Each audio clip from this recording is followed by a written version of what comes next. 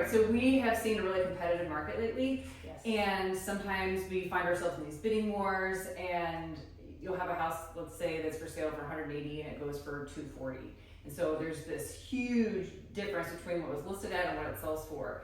Can you talk a little bit about some things you need to be mindful of in regards to financing with that? Yes, so if you're pre-approved and you go in and like you say, you're a bidding where you're going over the list price, there is the chance that when the bank gets their appraisal done, and we need the appraisal to know our collateral is sufficient for the loan we're extending.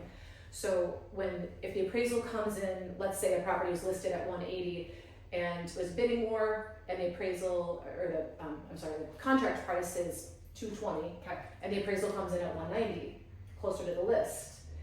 The buyer has signed a contract to pay $220,000. We can only lend based on the appraised value. So there's that gap, and the buyer will have to come up with that difference to pay the seller, because if it didn't appraise that high, we can't lend on that value. We have to stay with what we can document as the actual market value.